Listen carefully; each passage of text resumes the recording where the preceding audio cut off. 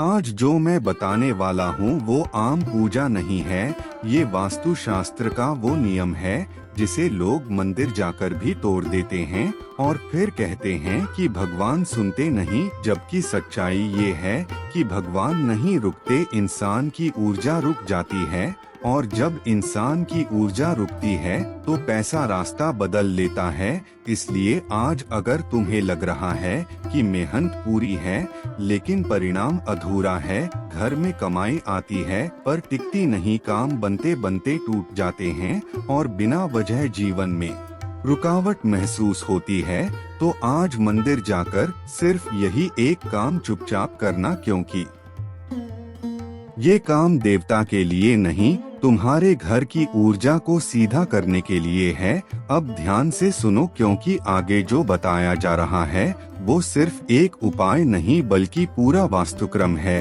और इसमें मंत्र भी हैं, लेकिन मंत्र ज्यादा बोलने के लिए नहीं, सही समय पर सही ऊर्जा जगाने के लिए हैं। इसलिए हर शब्द को जल्दी में नहीं, भाव में करना। सबसे पहले मंदिर जाने से एक रात पहले अपने घर के उत्तर पूर्व कोने में एक छोटा सा दीपक जलाओ और दीपक जलाते समय बस इतना बोलो, स्थान शुद्धाय नमः। ये मंत्र घर की जमी हुई ऊर्जा को ढीला करता है ताकि अगली सुबह मंदिर की शक्ति तुम्हारे भीतर सही तरह बैठ सके। उसी रात कोशिश करो कि बिना मोबाइल देखे सो, क्योंकि वास्तु में सोने से पहले देखी गई आखिरी चीज भी ऊर्जा को दिशा देती है। सुबह उठकर स्नान करो और स्नान के पानी में अगर संभव हो तो 3 बूंद गंगाजल या 1 चुटकी सेंधा नमक डालो और नहाते समय सिर पर पानी डालते हुए मन ही मन बोलो, अपवित्रः पवित्रो व सर्वावस्था गतोपि वा।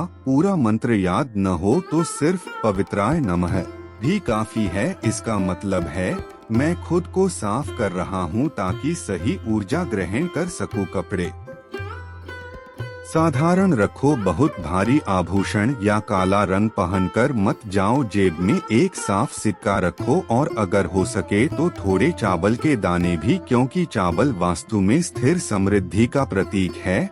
अब मंदिर की ओर निकलते समय रास्ते में किसी से बहस मत करना। अगर कोई गलत भी बोले तो मौन रहना, क्योंकि मंदिर जाने से पहले टूटी हुई वाणी पूरे उपाय को कमजोर कर देती है। मंदिर के पास पहुंचकर सबसे पहले मंदिर की शिखर को देखो और 3 बार मन में बोलो, नमो भगवते वास्तुपुरुषाय।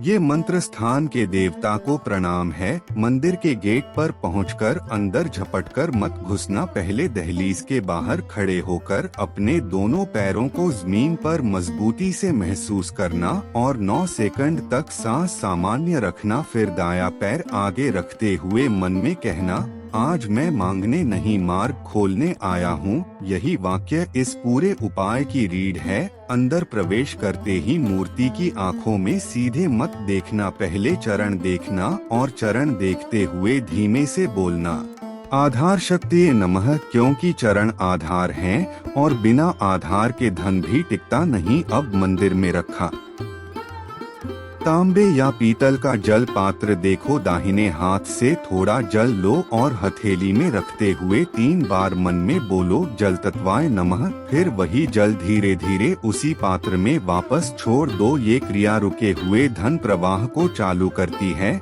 इसके बाद घंटी के पास जाओ और घंटी 3 बार बजाओ। पहली बार बजाते समय मन में बोलो, शरीर शुद्धाय नमः। दूसरी बार मन शुद्धाय नमः। तीसरी बार स्थान शुद्धाय नमः। घंटी के कंपन को कुछ सेकंड महसूस करना बहुत जरूरी है। अब दीपक के पास जाओ। अगर दीपक दक्षिण की ओर है तो उसे हल्का सा पूर्व या उत्तर की ओर कर दो और दीपक जलाते समय जोर से कुछ मत बोलो, सिर्फ धीमे से या मन में बोलो, दीप ज्योति नमः। और ध्यान रखो, इस समय कोई इच्छा मत मांगो, इच्छा नहीं दिशा मांगनी है। अब सबसे महत्वपूर्ण क्रिया आती है। जेब से सिक्का निकालो और सिक्के के साथ 3 चावल के दाने रखो। दोनों हाथों में पकड़कर कुछ सेकंड तक देखो और बोलो, श्री महालक्ष्मी नमः। फिर सिक्का और चावल दान पात्र में धीरे से रख दो, फेंकना नहीं है। क्योंकि वास्तु कहता है सम्मान से छोड़ा गया धन सम्मान के साथ लौटता है। प्रसाद लो लेकिन मंदिर के अंदर मत खाओ, बाहर आकर प्रसाद खाते समय पहला कौर लेते हुए मन में बोलो अन्नपूर्णाय नमः। और ध्यान रखो प्रसाद किसी से बांटना नहीं है।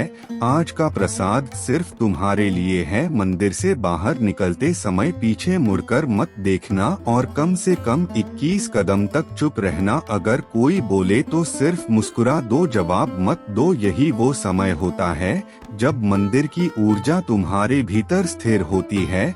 घर पहुंचकर हाथ पैर धोना लेकिन चेहरा मत धोना। फिर वही सिक्का अगर हो सके तो घर के मंदिर में या तिजोरी में रख देना और 21 दिन तक किसी को दिखाना नहीं। उन 21 दिनों में रोज सुबह बस इतना बोलना श्री नमः और शाम को दीपक जलाते समय वास्तुदेवाय नमः। इन 21 दिनों में घर की झाड़ू हमेशा पश्चिम से पूर्व की ओर लगाना और कूड़ा बाहर फेंकते समय मन में कहना रुकावट बाहर जा रही है, क्योंकि शब्द दिशा को आदेश देते हैं। ये कोई चमत्कार नहीं है, लेकिन जो इंसान इसे सही दिशा, सही भाव और सही मौन के साथ करता है, उसके घर में जमी हुई चीजें धीरे धीरे खुलने लगती हैं, रास्ते दिखने लगते हैं और मेहनत पहली बार सही जगह लगती है। अगर तुम्हें ऐसे ही वास्तुशास्त्र से जुड़े सीधे असर करने वाले मंदिर उपाय रोज सुनना है तो चैनल को सब्सक्राइब करो